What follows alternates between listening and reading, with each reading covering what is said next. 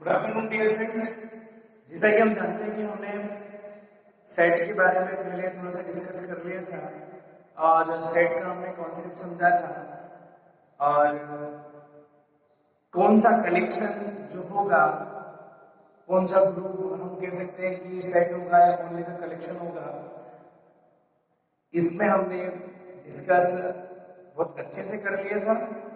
अब हम बात करते हैं सेट और सेट का रिप्रेजेंटेशन कैसे होता है, किस तरीके से हम सेट को रिप्रेजेंट करते हैं, वो हम यहाँ पर इस लेक्चर में सीखेंगे। एक्चुअली हम जानते हैं by the definition of set the collection of well defined objects is called set. The collection of well defined object is called set. जो वेल डिफाइंड ऑब्जेक्ट्स हैं उनका जो कलेक्शन होगा हम उनको कहते हैं, उस पूरे कलेक्शन को जो हम एक नेम दिया है हमने set. Okay, now we are going to collect the objects. Firstly we collect the object and we define all that object in a particular manner, or we know that all that object, it means that these objects are well defined. It means that हम ये जानते हैं कि उस group में कौन कौन सा ऑब्जेक्ट आया है या आ रहा है। तो यहां पर बात होती है कि हमको ये पता चल गया कि जो हमने कलेक्शन किया है उस कलेक्शन के अंदर जो ऑब्जेक्ट है वो ऑब्जेक्ट क्या है। बट परंतु यदि ऐसा हो कि हम कलेक्शन कर रहे हैं और उस कलेक्शन के अंदर जो भी ऑब्जेक्ट हमने लिया है, whatever the object we are taking in the collection, if we don't know that what is the object, then this is only the collection और the group, but it is not a set, because there is we don't know about what is the object prescribed or what is the object lies in that given set।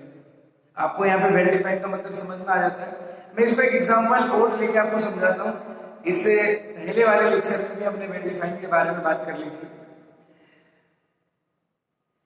If I talk about the group of children,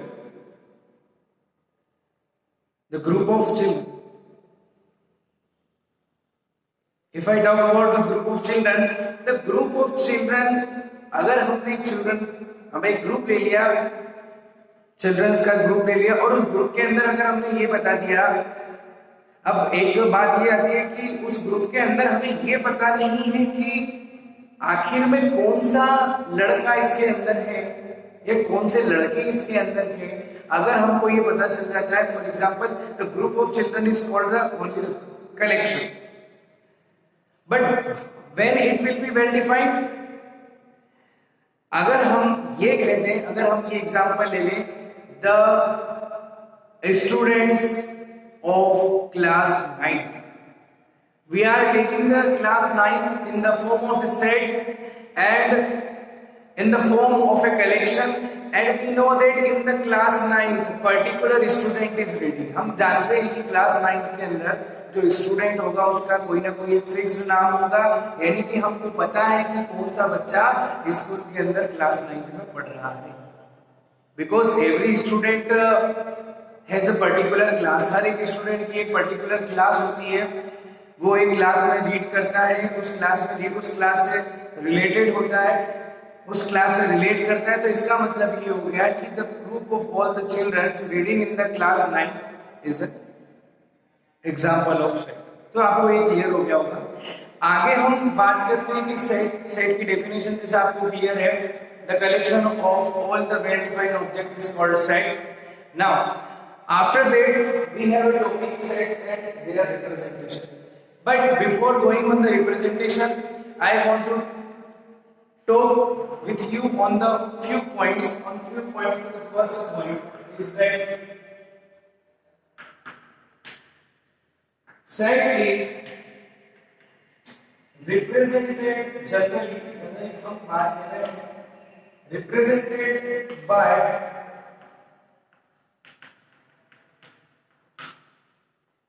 capital letter of English alphabet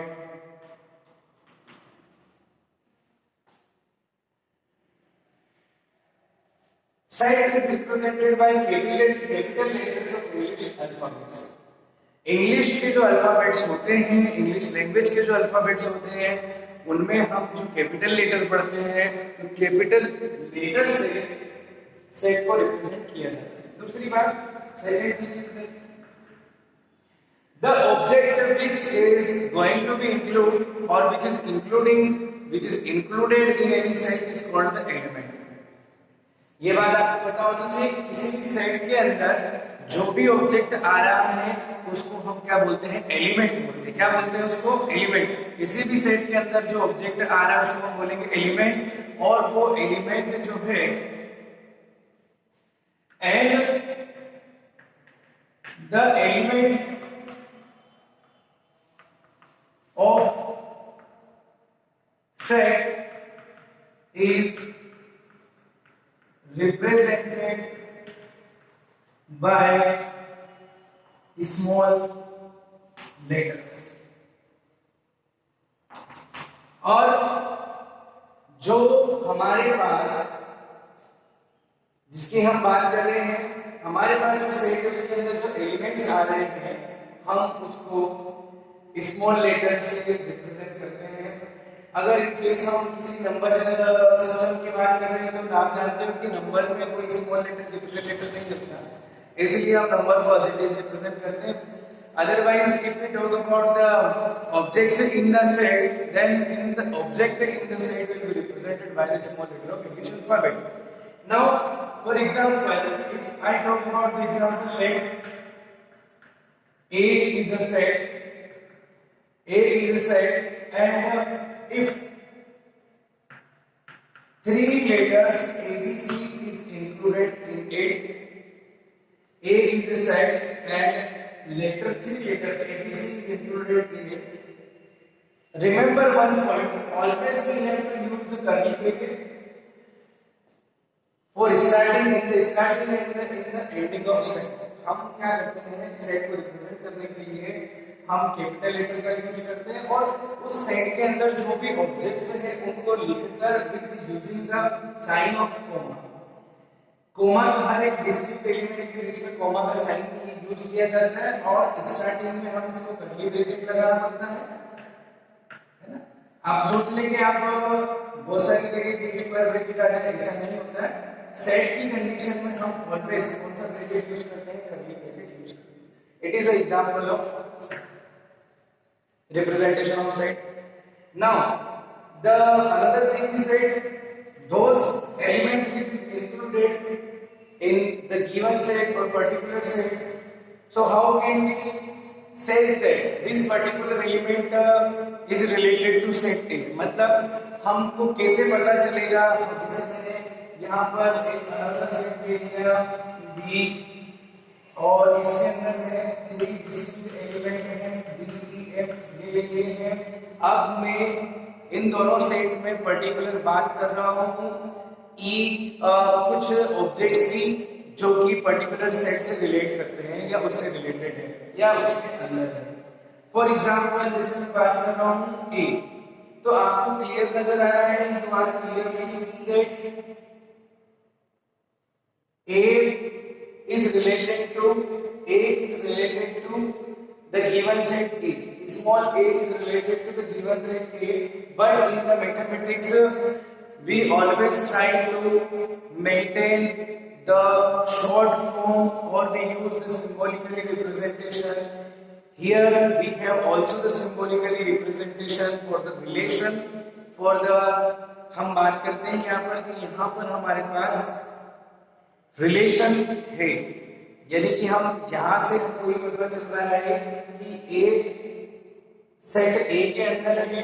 तो mathematics में हमने इसको और abbreviation में short form में लिखने के लिए एक ग्रीक सिंबल यूज किया है जिसको हम बोलते हैं एप्सिलॉन। एप्सिलॉन बोलते हैं इसको। जब आप बुक पढ़ेंगे, when you will read the book, then you will see clearly about the epsilon and its meaning. But in this case, we use this symbol epsilon only for the meaning belongs to. हम इस epsilon का use केवल इसलिए करते हैं कि हमको ये मतलब समझ में आ जाए कि बिलोंग्स टू। बिलोंग्स टू का मतलब उससे जुड़ा हुआ, उससे संबंधित है। Belongs to. Here A belongs to which set element A belongs to A. If I talk about the D, then element D belongs to set B. As same as we can say that the element B belongs to A and the element E belongs to F. अब मैं बात E belongs to B. E belongs to. But if we talk that any of the elements such as G, क्या आपका G A के अंदर है या B के अंदर है? Then you can clearly say that G does not belong to A and G does not belong to B. So आपको ये पता चल गया होगा कि हम किस सेट के बारे में, कौन सा एलिमेंट किस सेट से रिलेट करता है, हमको उसको किस तरीके से बताना है। तो दो चीजें आपको याद रखनी पड़ेगी। किसी भी सेट को हम कैपिटल लेटर से रिप्रेजेंट करते हैं, उसके ऑब्जेक्ट्स को स्मॉल लेटर नंबर आइटम को ऐसा कैसे लिखना है, आगे कैसे लिखना है, and use the curly bracket in the starting of the sets and in the ending of the set. Start और एंडिंग में हम उनको सारे ऑब्जेक्ट्स को या एलिमेंट्स को हम कर्ली ब्रैकेट के अंदर क्लोज करके रखते हैं। इस तरीके से हमारे पास सेट के रिप्रेजेंटेशन में ये जो दो बातें आती हैं, हमें ये बहुत ध्यान में रखना बहुत जरूरी है कि हमको, otherwise what will happen that we suppose we use the small bracket here, it does not indicate that we are talking about this. It indicates the coordinate of any point. In the mathematics, the symbol have their usual meanings. Therefore, सभी brackets जो है, bracket change होने के बाद बेटा मतलब बदल जाता है, इसलिए आपको ब्रैकेट का भी ध्यान रखना पड़ेगा।